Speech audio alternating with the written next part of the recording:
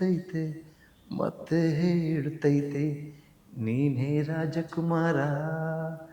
ಹೊಸ ಬೆಳಕೊಂದು ಹೊಸಿಲಿಗೆ ಬಂದು ನೆರೆದೆ ಮನೆಯ ಮನಗಳ ಇಂದು ಆರಾಧಿಸುವ ರಾಜರತ್ನನು.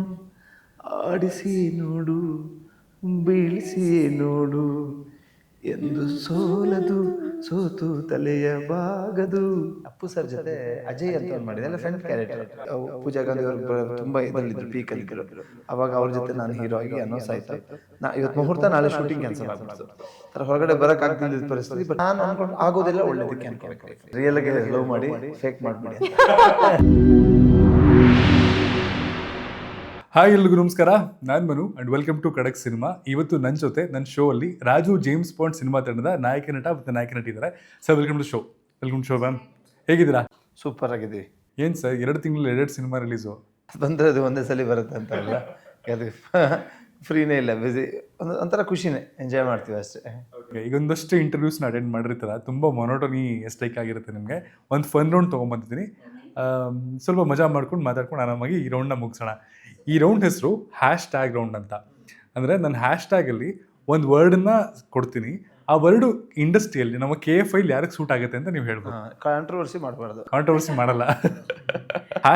#Thanks for inspiring Ramya ma'am. ನೀವು Sudeep sir and Yash. #The best smile.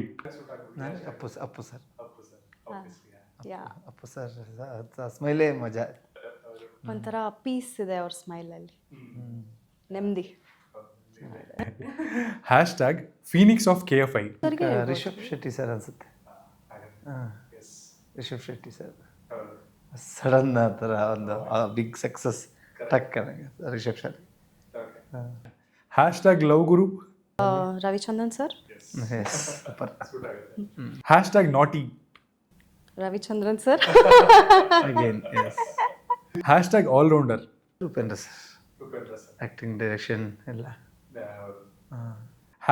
#Young forever. Shivanna. Of course Shivanna. ನಿಮ್ದೊಂದು ಮೋಸ್ಟ್ ಯೂಸ್ಲೆಸ್ ಟ್ಯಾಲೆಂಟ್ ಇದೆ, ಅದು ಯಾರಿಗೂ ಗೊತ್ತಿಲ್ಲ ಅಂದರೆ ಆ ಟ್ಯಾಲೆಂಟ್ ಯಾವುದು? ನನ್ನ ಸಿಂಗಿಂಗು. ಚೆನ್ನಾಗಿ ಹಾಡ್ತೀರಾ ನೀವು?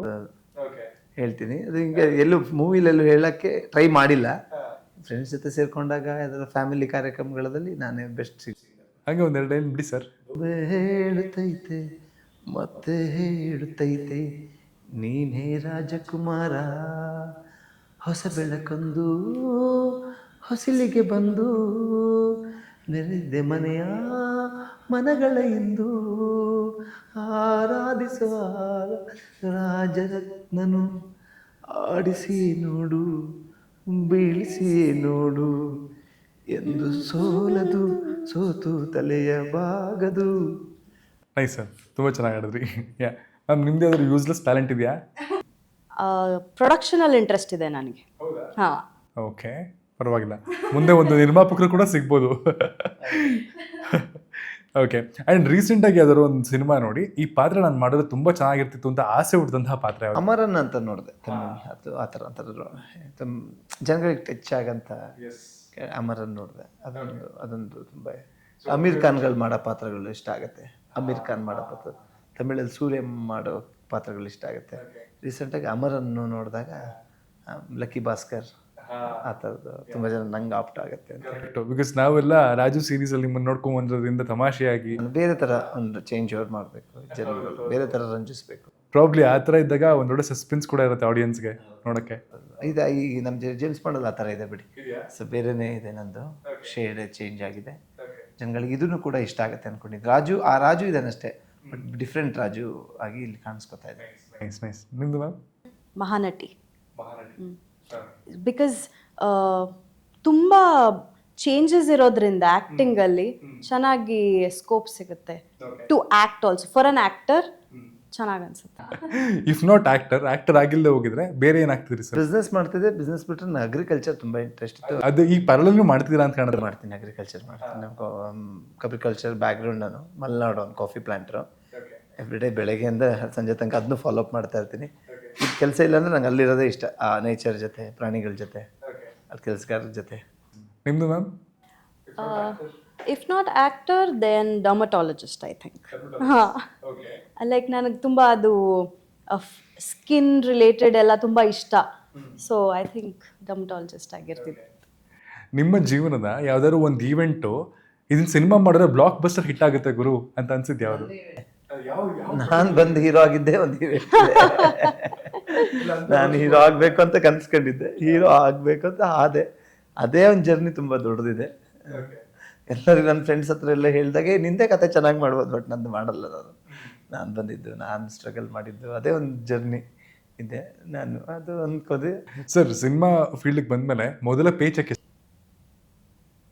1,000 ಇರಬೇಕು, ಒಂದು 5,000 ಕನ್ವೆನ್ಸ್ ಎಲ್ಲ ಒಂದು 100 rupees ಬರೋದು. ಫಸ್ಟ್ ಓ ಪ್ರೀತಮ ಅಂತ ಒಂದು ಪಿಕ್ಚರ್ ಮಾಡಿದ್ದೆ ಅಜಯ್ ರಾವ್ ಜೊತೆ. ಅದಾದಮೇಲೆ ಅಪ್ಪು ಸರ್ ಜೊತೆ ಅಜಯ್ ಅಂತ ಒಂದು ಮಾಡಿದೆ, ಎಲ್ಲ ಫ್ರೆಂಡ್ ಕ್ಯಾರೆಕ್ಟ್ರು. 10,000 ರೂಪಾಯಿನೂ ಕೊಟ್ಟಿದ್ರು ಅದರಲ್ಲಿ, ಅದು ಕ್ಯಾಶು. ಅವೆಲ್ಲ 10,000 ಖುಷಿ ಆಗ್ಬಿಡೋದು, 10,000 ಸಿಗ್ತಲ್ಲ ಅಂತ. ಇಟ್ಸ್ ಬಿನ್ 15 years ಮೇಲೆ ಆಗಿರ್ಬೋದು ಅನ್ಸುತ್ತೆ ಅದೆಲ್ಲ. 2010 ಆ ಟೈಮಲ್ಲಿ 8-10 ಅದನ್ನು ಖುಷಿ ಕೊಡುತ್ತೆ. ಆವಾಗ 2,000-5,000 ಸಿಕ್ಕಿದ್ರೆ ತುಂಬ ಹ್ಯಾಪಿ ಆಗಿರೋದು. ಸೊ 10,000 ತೊಗೊಂಡಿದ್ದೀನಿ. ನಿಮ್ಮ ಫಸ್ಟ್ ಪೇ ಚೆಕ್ ಈ ಸಿನಿಮಾದೇನಾ? ಹೌದು. ಸೊ ಹೇಳಲ್ಲ. ಅಲ್ಲಿ ಬೆಸ್ಟ್ ಬೇಕಾದ್ರೆ ಬರ್ಕೊಳ್ಳಿ, 0 ಹುಷಾರಾಗ್ಬಿಟ್ರು. ಸೊ ನಾನು ಪ್ರತಿ ಸೆಲೆಬ್ರಿಟೀಸ್ನು ಇಂಟರ್ವ್ಯೂ ಮಾಡಿದಾಗ ಒಂದು ಪ್ರಶ್ನೆ ಕೇಳ್ತಿರ್ತೀನಿ.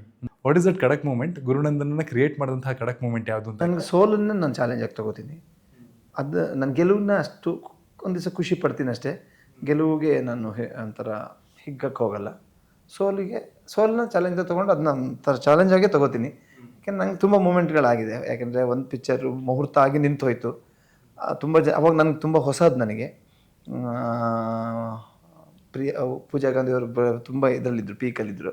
ಆವಾಗ ಅವ್ರ ಜೊತೆ ನಾನು ಹೀರೋ ಆಗಿ ಅನೌನ್ಸ್ ಆಯಿತು. ಇವತ್ತು ಮುಹೂರ್ತ, ನಾಳೆ ಶೂಟಿಂಗ್ ಕ್ಯಾನ್ಸಲ್ ಆಗಿಬಿಡ್ತು. ಥರ ಹೊರಗಡೆ ಬರೋಕ್ಕಾಗ್ದಿಲ್ಲದ ಪರಿಸ್ಥಿತಿ. ಬಟ್ ಹೊರಗಡೆ ಬರಲೇಬೇಕು. ಹಾಗೆ ಹೊರಗಡೆ ಕೂತ ಎಷ್ಟು ದಿನ ಅಂತ ಒಳಗಡೆ ಕೂರೋಕ್ಕಾಗತ್ತೆ. ಸೊ ಇಮಿಡಿಯೇಟ್ ಮಾಡಲೇಬೇಕು ಅಂತ ಬಂದ್ವಿ. ಆಮೇಲೆ ಒಂದು ಪಿಕ್ಚರ್ ಗೆಲ್ಲುತ್ತೆ, ಒಂದು ಪಿಕ್ಚರ್ ಸೋಲುತ್ತೆ. ಸೊ ಅದನ್ನು ಯಾವಾಗಲೂ ನಾವು ಬ್ಯಾಲೆನ್ಸ್ ಮಾಡ್ಕೊಂಡು ಹೋದರೆ ಮಾತ್ರನೇ ನಾವಿಲ್ಲಿ. ಇಲ್ಲ ನಾವು ಸೋತೆಪ್ಪನ ಅಂತ ಮನೆಗೆ ಹೋದರೆ ಬ್ಯಾಕ್ ಟು ಪೆವಿಲಿಯನ್, ಊರಿಗೆ ಹೋಗಬೇಕು. ಊರಿಗೆ 100% ಹೋಗಲೇಬೇಕು. ಯಾಕೆಂದ್ರೆ ನಮ್ಮ ಅದು ಭೂಮಿ ನಮ್ಮ ಬಿಡೋಕ್ಕಾಗಲ್ಲ. ಮ್ಯಾನ್ಚೆಸ್ಟರ್ ನಮ್ಮ ಜಾಗ, ನಮ್ಮ ನೇಚರ್ನ ನಾವು ಹೋಗಿ ನಾವು ಕಾಪಾಡ್ಕೋಬೇಕು. ಇಲ್ಲಾಂದರೆ ಬೇರೆ ಯಾರೋ ರಿಯಲ್ ಎಸ್ಟೇಟ್ ಮಾಫಿಯಾದವ್ರು ಬೆಂಗಳೂರಿಂದ ಬರ್ತಾರೆ, ಡಬಲ್ ರೇಟ್ ಕೊಟ್ಟು ತಗೋತಾರೆ. ಆ ಫೀಲ್ ಹೋಗ್ಬಿಡುತ್ತೆ. ಅದೇ ಆಗ್ತಿರೋದು. ನಮ್ಮ ಭೂಮಿಗಳನ್ನ ನಾವು ಮಾರ್ಕೋತಾ ಇದ್ದೀವಿ, ಅದು ಆಗಬಾರ್ದು. ಸೊ ಸೋತ್ರೆ 100% ವಾಪಸ್ ಹೋಗಬೇಕು. ಸೋಲನ್ನ ಉಟ್ಕೋಬಾರ್ದು ಯಾವತ್ತು. ನಾವಿರೋವರೆಗೂ ಇಲ್ಲ ಮಾಡ್ತೀವಿ, ಛಲ ಇರಲೇಬೇಕು. 100% ಆಗೇ ಆಗುತ್ತೆ. ಸೊ ಅದನ್ನು ನಾನು ಚಾಲೆಂಜ್ ಆಗಿ ತೊಗೋತೀನಿ, ಸೋಲನ್ನ. ಯಾಕೆ ಸೋತೆ, ಯಾಕೆ ಹಿಂಗೆ ಆಗಿರ್ಬೋದು.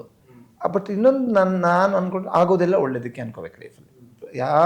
ಏನಾರಾದ್ರೆ ಅದು ಒಳ್ಳೇದಕ್ಕೆ ಆಗಿರುತ್ತೆ. ನೆಕ್ಸ್ಟ್ ನಿಮ್ಗೆ ಒಳ್ಳೆ ದಾರಿ ಇರುತ್ತೆ, ಇನ್ನೊಂದು ಒಳ್ಳೆ ಕತೆ ಸಿಗುತ್ತೆ, ಇನ್ನೊಂದು ಒಳ್ಳೆ ಪ್ರೊಡ್ಯೂಸರ್ ಸಿಗ್ತಾರೆ, ಇನ್ನೊಂದು ಒಳ್ಳೆ ಮೂವಿ ಸಿಗುತ್ತೆ, ಇನ್ನೇನೋ ಒಂದು ಆಗುತ್ತೆ. ಆಮೇಲೆ ನಾನು ಏನೇ ಕೆಲಸನ ಎಷ್ಟೆಷ್ಟು ಎಂಜಾಯ್ ಮಾಡ್ತೀನಿ. ಈಗ ಬೆಳಗ್ಗೆಯಿಂದ ಇದು ಕೊಡ್ತಾಯಿದ್ದೀನಿ, ಇಂಟರ್ವ್ಯೂ ಕೊಡ್ತಾಯಿದ್ದೀನಿ, ತುಂಬ ಚಾನಲ್ಸ್ ಆಯಿತು. ಎಂಜಾಯ್ ಮಾಡಬೇಕು. ಯಾಕೆಂದರೆ ನಾಳೆ ಸುಮ್ಮನೆ ಕೂತು ಕೆಲಸ ಇಲ್ಲ ಅಂದ್ರೂ ಸುಮ್ಮನೆ ಕೂತಿರ್ತೀವಿ, ಆವಾಗ ಎಂಜಾಯ್ ಮಾಡೋಕ್ಕಾಗಲ್ಲ. ಸೊ ಇಷ್ಟೆಲ್ಲ ಬ್ಯುಸಿ ಬೆಳಗ್ಗೆಯಿಂದ 7-8 ಚಾನಲ್ಗಳಿಗೆ ಇಂಟರ್ವ್ಯೂ ಮಾಡಿದಾಗ ಸುಸ್ತು ಅನ್ಕೋಬಾರ್ದು. ಶೂಟಿಂಗು ಅಷ್ಟೇ, ಮಿಡ್-ನೈಟು 4-3 ಎಲ್ಲ ಒಂದೊಂದ್ಸಲಿ ಶೂಟಿಂಗ್ ಆದಾಗ ಕೆಲವು ಸ್ಟ್ರೆಸ್ ಮಾಡ್ಕೊಂಡು ಇಲ್ಲ ಅದನ್ನ ಎಂಜಾಯ್ ಮಾಡಬೇಕು. ಜನಗಳ ಜೊತೆ ಎಲ್ಲ ಸೇರಿಕೊಂಡು, ನಮ್ಮ ಯೂನಿಟರ್ ಜೊತೆ ಎಲ್ಲ ಖುಷಿಯಾಗಿ ಮಾತಾಡ್ಕೊಂಡು. ಸೊ ಆ ಥರ ನಾನು ಚೇರ್ ಅಪ್ ಮಾಡ್ಕೊಂಡಾಗ ಖುಷಿಯಾಗಿರ್ತೀವಿ. ಇಲ್ಲಾಂದರೆ ಪ್ರತಿಯೊಂದು ಯಾವುದೇ ಕೆಲಸ ಮಾಡಿ, ಬರೀ ಆ್ಯಕ್ಟಿಂಗ್ ಅಂತಲೇ ಅಲ್ಲ, ಒಂದು ಬಿಸ್ನೆಸ್ ಮಾಡೋದು, ಊರಲ್ಲಿ ಹೋಗಿ ಏನಾದ್ರು ಒಂದು ಗಿಡ ನಡೋತಿಗೂ ಅದನ್ನು ಖುಷಿಯಾಗಿ ಮಾಡಿದರೆ ಮಾತ್ರ ಅದಕ್ಕೆ ತೃಪ್ತಿ ಸಿಗುತ್ತೆ ನನಗೆ. ಸೊ ಎಂಜಾಯ್ ಮಾಡಬೇಕು ಅದನ್ನ ಮಸ್ತ್ ವಿಷಯಗಳನ್ನ. ಫೈನಲಿ ಫೆಬ್ರವರಿ 14ಕ್ಕೆ ವ್ಯಾಲೆಂಟೈನ್ಸ್ ಡೇನ ರಾಜು ಜೇಮ್ಸ್ ಬಾಂಡ್ ಬರ್ತಾ ಇದ್ದಾನೆ. ನಾನು ಗನ್ ಇಟ್ಕೊಂಡ್ಬರ್ತೀನಿ. ಯಾಕೆ ರಿಯಲ್ಗೆ ಲವ್ ಮಾಡಿ ಫೇಕ್ ಮಾಡಿಬಿಡಿ ಅಂತ. ಸೊ ಕೊನೆಯದಾಗಿ ನಮ್ಮ ಆಡಿಯನ್ಸ್ಗೆ ಏನಾದ್ರು ಹೇಳೋದಾದ್ರೆ ಇಟ್ಸ್ ಅ ಟೈಮ್. ಬರೀ 14ನೇ ತಾರೀಕಿಗೆ ಲವ್ ಮಾಡಿಬಿಡಿ. ದಿನ ಎಲ್ಲರೂ ನಿಮ್ಮ ಸುತ್ತಮುತ್ತವ್ರನ್ನ, ನಿಮ್ಮ ಫ್ಯಾಮಿಲಿನ, ನಿಮ್ಮ ತಾಯಿನ, ನಿಮ್ಮ ಪ್ರೀತಿ ಮಾಡೋರನ್ನ ಪ್ರೀತಿ ಮಾಡ್ತಾರೆ. ಬರೀ 14 ಅಂತಲೇ ಸೀಮಿತ ಇಟ್ಕೊಂಡು ಅನ್ಕೋಬಿಡಿ. ಓಕೆ, 14 ಒಂದು ದಿವಸ ಅದು ಸ್ಪೆಷಲಾಗಿ ಪ್ರೀತಿ ಮಾಡಿ. ಆ ಪ್ರೀತಿ ದಿನಗಳಲ್ಲಿ ನಮ್ಮ ಒಂದು ಪ್ರೀತಿಯ ರಾಜು ಜೇಮ್ಸ್ ಬಾಂಡ್ ರಿಲೀಸ್ ಆಗ್ತಾ ಇದೆ. ನಾನು ಬೇರೆ ಥರ ನಿಮ್ಮನ್ನ ರಂಜಿಸೋಕ್ಕೆ ಬರ್ತಾಯಿದ್ದೀನಿ. ದಯವಿಟ್ಟು ನನ್ನ ಚಿತ್ರ ನೋಡಿ, ಎಂಜಾಯ್ ಮಾಡಿ. ಕನ್ನಡ ಚಿತ್ರ ಇನ್ನೂ ಬೆಳಿಬೇಕು ಅಂದರೆ ಎಲ್ಲ ಚಿತ್ರಗಳನ್ನೂ ನೋಡಿ, ಥಿಯೇಟ್ರಲ್ಲೇ ನೋಡಿ. ಸುಮ್ಮನೆ OTTಲಿ ನೋಡೋದು, ಫೋನಲ್ಲಿ ನೋಡೋದು, ಅಲ್ಲಿ ನೋಡೋದು, ಇಲ್ಲಿ ನೋಡಬೇಡಿ. OTTಲಿ ನೋಡಿ, 40 days ಆದಮೇಲೆ ಬರುತ್ತೆ ಆವಾಗ. ಬಟ್ ಥಿಯೇಟ್ರಲ್ಲಿ ನೋಡಿದರೆ ನಮ್ಮ ಇಂಡಸ್ಟ್ರಿ ಉಳಿಯುತ್ತೆ, ಥಿಯೇಟ್ರುಗಳು ಉಳಿಯುತ್ತೆ. ಸೊ ಕನ್ನಡ ಫಿಲಮ್ನ ಎಲ್ಲ ಗೆಲ್ಲಿಸಿ ಅಂತ ಕೇಳ್ಕೊತೀನಿ. ನನ್ಗೇನು ಹೇಳ್ಬೇಕಂತಂತಂದರೆ, ಈ ಮೂವಿಯಲ್ಲಿ ಕಾಮಿಡಿ ಸಖತ್ತಾಗಿ ವರ್ಕ್ ಆಗಿದೆ. ಸೊ ಆ ಕಾಮಿಡಿಗೋಸ್ಕರ ಈ ಫುಲ್ ಸ್ಟ್ರೆಸ್ಫುಲ್ ಲೈಫಲ್ಲಿ ಈ ಥರ ಬಂದು ನಮಗೆ ಸ್ವಲ್ಪ ನಕ್ಕು ಅದೊಂಥರ ಹೆಂಗಿರುತ್ತೆ ಅಂತಂದರೆ ಪ್ರೇಮಿಗಳ ಅವತ್ತಿನ ದಿನ ಏನಾದರೂ ಮಾಡ್ಬೇಕಂತಂದಿರ್ತಾರಲ್ವಾ.